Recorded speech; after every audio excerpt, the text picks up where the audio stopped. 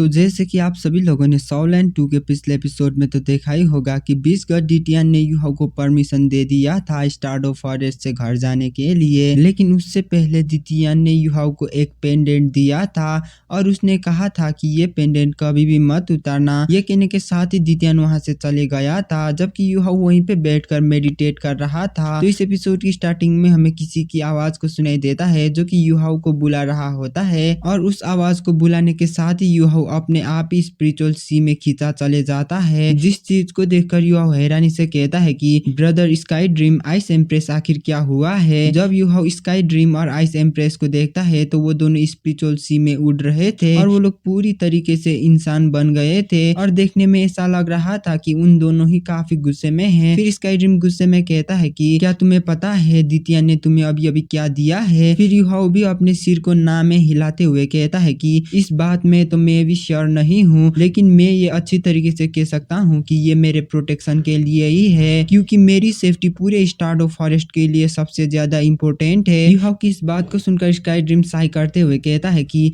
बेवकूफ लड़के, वो पेंडेंट तुम्हारे लिए बेनिफिशियल भी है और हार्मफुल दोनों है। स्काई ड्रीम की इस बात को सुनकर यूहाऊ स्टन्ड हो गया था और वो हड़बड़ाते हुए कहता है कि आखिर तुम्हारा मतलब क्या है, आखिर तुम क्या कहना चाहते हो। फिर आइस एम्प्रेस कहती है कि डिटियन ने तुम्हें रिवर्स स्केल दिया है। आइस एम्प्रेस की इस बात को सुनकर यूहाऊ सोचते हुए कहता है कि क्या ये वही रिवर्स स्केल है जो कि ड्रैगन के पास होता है। यूहाऊ की इस बात को सुनकर आइस एम्प्रेस नोट करते हुए कहती है कि लेकिन अब इस बात के लिए कुछ ज्यादा ही लेट हो गया है, क्योंकि तुमने इसे पहन लिया है। आइस एम्प्रेस की इस बात पे यूहाऊ पूछता है कि आखिर इसमें प्रॉब्लम ही क्या है, अगर मैंने रिवर्स स्केल को पहन लिया हूँ तो क्या हुआ, क्या इसमें कोई प्रॉब्लम है। यूहाऊ की इस बात को सुनकर स्काई ड्रीम गुस्से में कहता है कि हाँ बिल्कुल, यहाँ पे काफी बड़ा प्रॉब्लम है और ये एक काफी ज्यादा ही बड़ा प्रॉब्लम है। और सच बात तो ये है कि अगर कोई ड्रैगन रिवर्स स्केल को टच करता है तो उनकी सारी गुस्सा बाहर निकलता है। वैसे तो ये डिटियन का रिवर्स स्केल तुम्हें प्रोटेक्ट कर सकता है, लेकिन ये किस तरीके से तुम्हारी प्रोटेक्ट करेगा ये तो मैं भी श्योर नहीं हूँ।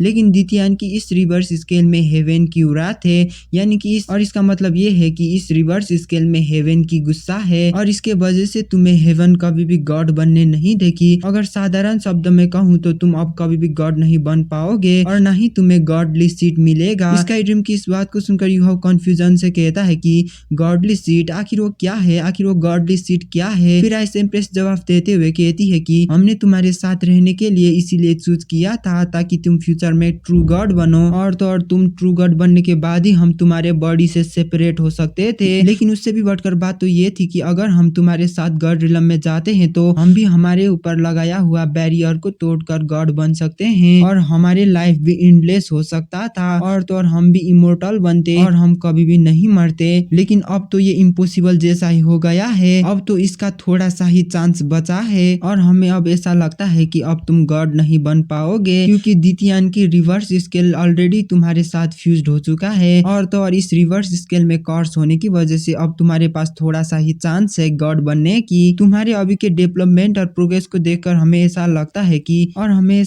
है कि ये अभी भी पॉसिबल है, लेकिन गॉडली सीट को पाना अब थोड़ा सा मुश्किल हो गया है। और ये बात तो हमें भी पता नहीं है कि गॉड रिलम कैसा होता है। लेजेंड के हिसाब से गॉड रिलम रियली एग्जिस्ट करता है और इस वर्ल्ड में सिर्फ इंसानों ही एक हैं जो कि गॉड बनने के काबिल है। हम सोल बीस्ट इंसानों जितना लकी नहीं है। अगर हमने 1 मिलियन ईयर की कल्टीवेशन को ब्रेक थ्रू भी कर भी लिया तो भी हम गॉड नहीं बन पाएंगे, क्योंकि यहाँ पे कुछ ऐसी भी चीजें हैं जो कि गॉडली सीट से रिलेटेड है। और अगर बात किया जाए तो गॉडली सीट की काफी सारे एक्सप्लेनेशंस भी हैं और हम उस एक्सप्लेनेशन में बिलीव करते हैं कि गॉड रिलम लिमिटेड नंबर पे ही गॉड को प्रोड्यूस करते हैं और सभी गॉड के पास एक सीट होता है और गॉड बनने के लिए सभी को एक एक सीट हासिल करना होगा। इसलिए सभी इंसान को गॉडली पोजीशन ढूंढना होगा गॉड बनने के लिए। और डिटियन की वो रिवर्स स्केल तुम्हें गॉडली सीट से कनेक्ट होने से रोकेगा। आइस एम्प्रेस की इस बात को सुनकर यूहाऊ कुछ ज्यादा ही हैरान हो गया था। फिर यूहाऊ काफी हैरानी से कहता है कि क्या मैं अभी इसे उतार नहीं सकता हूँ। यूहाऊ की इस बात को सुनकर स्काई ड्रीम कोल्डली हंसते हुए कहता है कि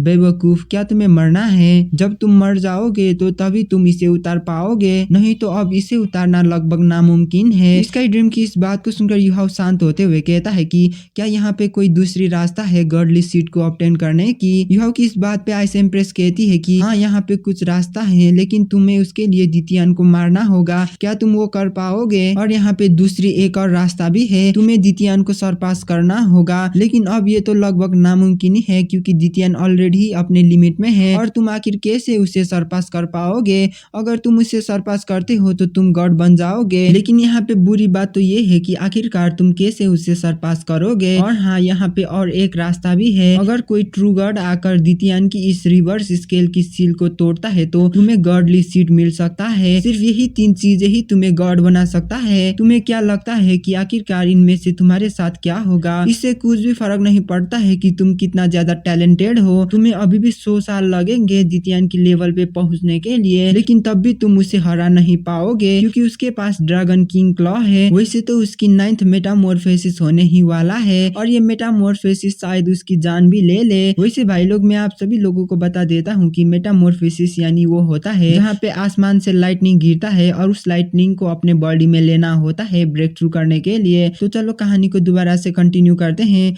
जहाँ पे आइस एम्प्रेस कह रही थी कि दितियान की 9th मेटामॉर्फोसिस होने ही वाला है और शायद वो मेटामॉर्फोसिस दितियान की जान भी ले ले। लेकिन बुरी बात तो ये है कि दितियान ने अपने कल्टीवेशन को सप्रेस करके रखा है और उसकी ओरा की हिसाब से वो अपने आप को अगली 10,000 सालों तक तो इजीली अपने कल्टीवेशन को सप्रेस करके रख ही पाएगा और शायद वो 10,000 सालों के बाद में मेटामॉर्फोसिस से होकर गुजरे। लेकिन क्या तुम अगली 10,000 सालों तक जिंदा भी रह पाओगे। जब तुम नेचुरल तरीके से मर जाओगे तो डेस्टिनी की पावर तुम्हारे बॉडी से अलग हो जाएगा, लेकिन वो हमेशा अलग नहीं रहेगा क्योंकि ये बात तो मुझे भी पता नहीं है कि दितियान आखिर किस मेथड का यूज करेगा, लेकिन वो जरूर तुम्हारे बॉडी के अंदर से तुम्हारी डेस्टिनी की पावर को ऑब्टेन कर ही लेगा। लेकिन मुझे पूरा यकीन तो नहीं है कि वो किस मेथड को यूज करेगा तुम्हारी बॉडी के अंदर से डेस्टिनी की पावर को बाहर निकालने के लिए, लेकिन मुझे लगता है कि वो जरूर ऐसा करेगा क्योंकि उसने पहले कहा था कि तुम्हारे सारे काम खत्म होने के बाद तुम्हें स्टार्डो फॉरेस्ट में ही लौटना है। और भाई लोग, आइस एम्प्रेस की ये कहने के साथ ही हमारा ये वाला एपिसोड यहीं पे खत्म होता है। मिलते हैं अगले वीडियो में, तब तक के लिए बाय बाय।